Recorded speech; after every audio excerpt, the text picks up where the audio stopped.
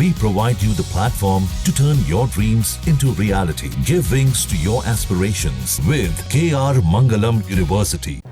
Gaza पट्टी में हालात दिन ब दिन और खराब होते जा रहे हैं। वहाँ खाने पीने की चीजों की भारी कमी हो गई है।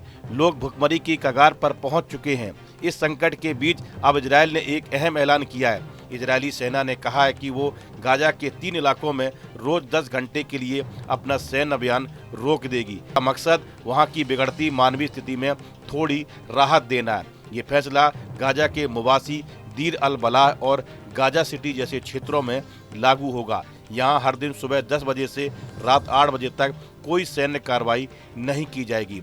इजरायल की तरफ से यह व्यवस्था फिलहाल लागू कर दी गई है और अगले आदेश तक जारी रहेगी। यानी जब तक नई घोषणा नहीं होती तब तक रोज 10 घंटे की सीज फायर विंडो बनी रहेगी।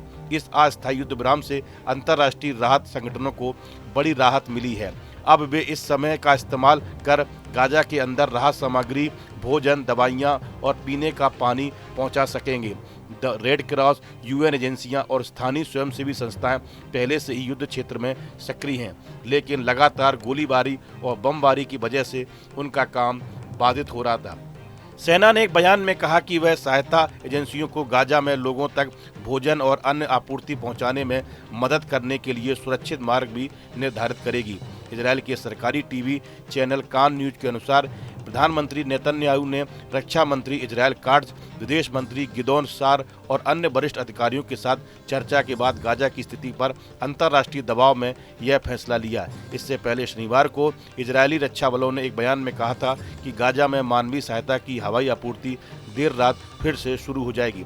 इससे पहले आईडीएफ ने कहा था कि उसने उत्तरी गाजा पट्टी में एक हमले में हमास के काउंटर इंटेलिजेंस कमांडर को मार गिराया। आईडीएफ ने एक बयान में कहा कि हमास के जनरल सिक्योरिटी अपडेट्स में काउंटर इंटेलिजेंस निदेशालय के प्रमुख अमजद मोहम्मद हसन शायर की हत्या हो गई थी। इजरायली सेना के अनुसार निदेशालय जासूसी को विफल करने और वरिष्ठ हमास अधिकारियों की सुरक्षा के लिए जिम्मेदार है। बयान में कहा गया कि गुरुवार को इजरायली वायुसेना ने गाजा पट्टी में दर्जनों सैन्य ठिकानों पर हमला किया। खैर गाजा के लोगों को इस कदम से थोड़ी राहत की उम्मीद जरूर है, लेकिन डर अभी भी बना हुआ है। उन्हें डर है कि ये युद्ध विराम कहीं अस्थायी दिखावा न हो और हालात दोबारा बिगड़ न जाएं। स्थानीय लोगों का कहना है कि हमें सुरक्षित जगह चाहिए, खाना चाहिए, बच्चों के लिए दवाई चाहिए। कई परिवार अब भी टेंटों और खंडरों में रहने को मजबूर हैं। इस वीडियो में फिलहाल इतना ही। आप बने रहिए न्यूज नेशन के डिजिटल प्लेटफॉर्म के साथ, जहां भक्ति है हर शब्द में, कथाओं में छिपे हैं दिव्य रहस्य और ज्योतिष देता है जीवन को दिशा। धर्म से जुड़ी हर बातों को जानने के लिए हमारे चैनल स्तुति को सब्सक्राइब करें। चैनल पर जाने के लिए इस लिंक पर क्लिक करें।